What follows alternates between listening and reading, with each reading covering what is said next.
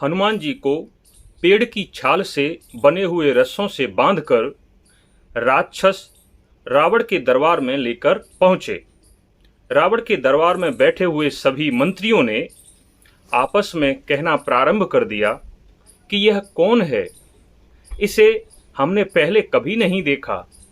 यह किसका पुत्र है और कहाँ से आया है? आखिर इसका और हमारा विवाद क्या है? यह हमारे लोगों को क्यों मार रहा है? इसी प्रकार के अनेक प्रश्न सभी दरबारी आपस में पूछ रहे थे। थोड़ी ही देर में रावण की सभा में बैठे हुए सभी राक्षस एक ही स्वर में बोलने लगे कि इस वानर को मृत्यु दंड दिया जाए, इसका शीघ्र ही वध कर दिया जाए।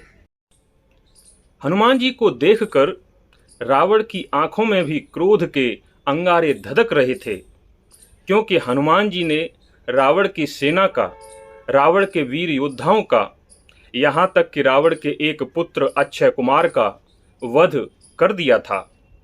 हनुमान जी ने उस समय देखा कि रावण अपने 10 सिरों से सुशोभित था।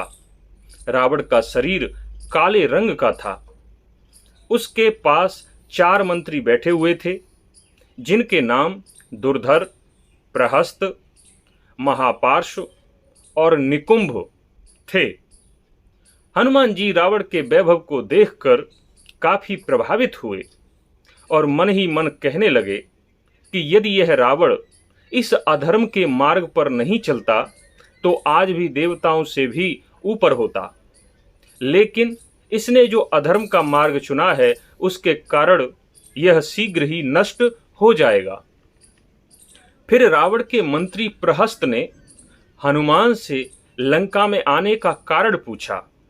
प्रहस्त ने बड़े गंभीर भाव में कहा कि हे वानर, तुम घबराओ मत, तुम्हें कोई कुछ नहीं कहेगा।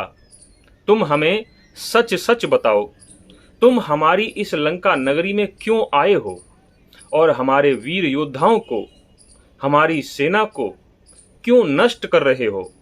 ठीक ठीक बता दो तो तुम्हें छोड़ दिया जाएगा। मंत्री प्रहस्त के इस प्रकार पूछने पर हनुमान जी ने अपना परिचय दिया।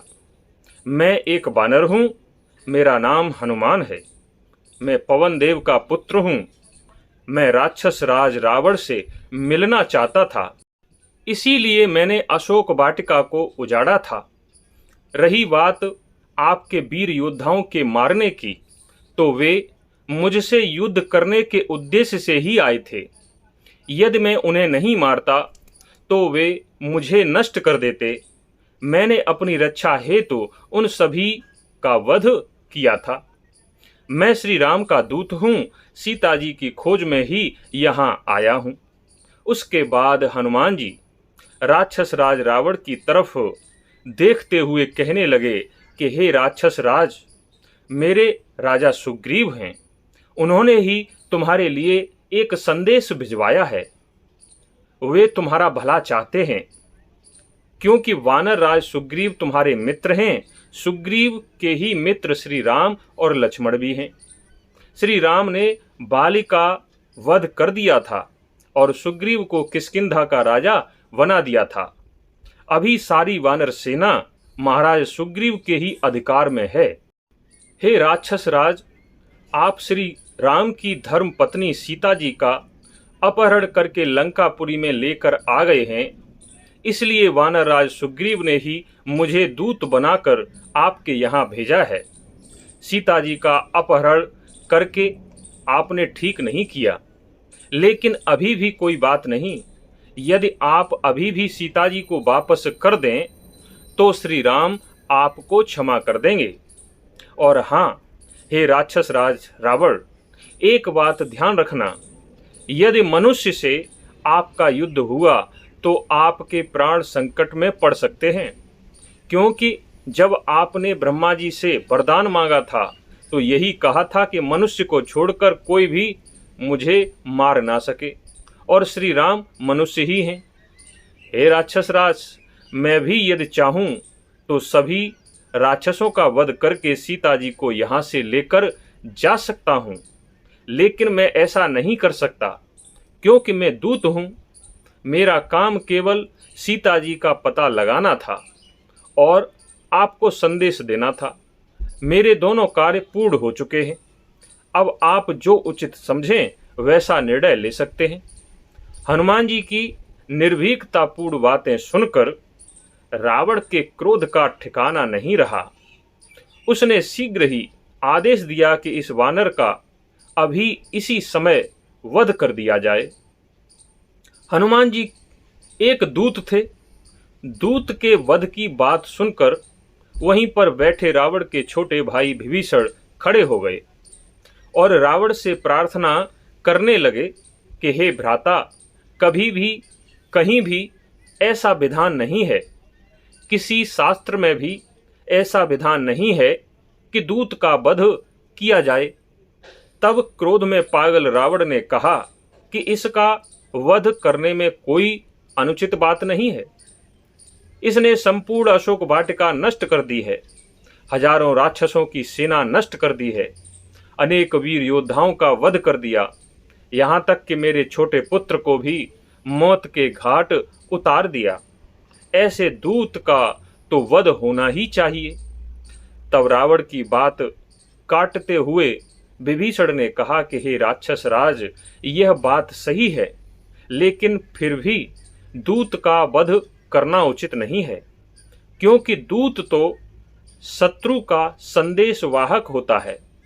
इसलिए यदि इसने अपराध किया है तो दूत के अपराध करने के लिए अनेक दंड बताए गए हैं, लेकिन दूत का वध नहीं किया जा सकता। यदि इस वानर ने दूत बनकर अपराध किया है तो इसके अंग भंग किए जा सकते हैं, उसको विकृत किया जा सकता है, सिर मुड़वाया जा सकता है, शरीर पर कोई दाग छोड़ा जा सकता है। ये सभी दंड दूत को दंडित करने के लिए उचित बताए गए हैं। मैंने कभी नहीं सुना कि किसी भी राज दरबार में दूत का वध किया गया हो। अपने छोटे भाई विभीषण की बात मानकर रावण ने हनुमान जी का वध करने का आदेश वापस ले लिया। उसके बाद रावण ने आदेश दिया कि वानर को अपनी पूंछ बहुत प्यारी होती है, यही इसका गर्व है, इसे यहां से ले जाओ और इसकी पूंछ में आग लगा दो। फिर क्या था, रावण की आज्ञा पाकर राक्षसों ने ढेर सारे कपड़े लाकर हनुमान जी की पूंछ पर लपेटना प्रारंभ कर दिया। खूब सारा तेल डाला गया। हनुमान जी भी अपना शरीर बढ़ाते जा रहे थे। राक्षस उनकी पूंछ पर कपड़ा लपेटते जा रहे थे और खूब सारा तेल डालते जा रहे थे। जब बहुत लंबी पूंछ हो गई, बहुत सारा कपड़ा लपेट गया और सारा तेल पड़ गया, उसके बाद राक्षसों ने हनुमान जी की पूंछ में आग लगा दी और आग लगी हुई पूंछ के साथ हनुमान जी को लेकर वे राक्षस पूरी लंकापुरी में घूमने लगे, क्योंकि अभी भी हनुमान जी रस्सों से बंधे थे। कुछ देर तक तो हनुमान जी को आनंद आ रहा था, लेकिन उन राक्षसों के वर्ताव को देखकर उन्हें क्रोध आ गया। उन्होंने शीघ्र ही अपना छोटा रूप बना लिया। शीघ्र ही वे रस्सों से बंधे हुए थे, उनसे मुक्त हो गए। उसके बाद तो उन्होंने लंका में कोई भी ऐसा स्थान नहीं छोड़ा, कोई ऐसा घर नहीं छोड़ा जो आग के हवाले नहीं किया हो। सारी लंका जला डाली। केवल विभीषण का घर ही बचा था। बाकी लंका में कोई नहीं बचा था जिसका घर न जला हो।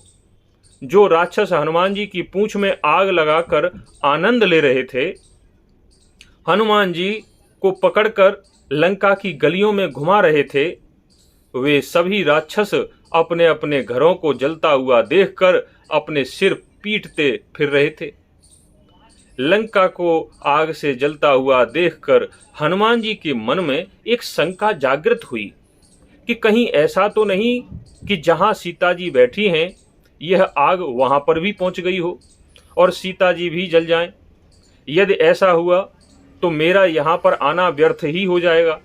इसलिए वे दौड़े दौड़े सीता जी के पास गए। देखा कि सीता जी पूरी तरह से सुरक्षित बैठी हुई हैं और पूरी लंका जल रही है। फिर वहां से हनुमान जी लंका से बाहर आ गए और वापस अपने साथियों के पास आने के लिए समुद्र के ऊपर उड़ने लगे। फिर आगे क्या हुआ यह अगले वीडियो में बताएंगे। तब तक के लिए धन्यवाद।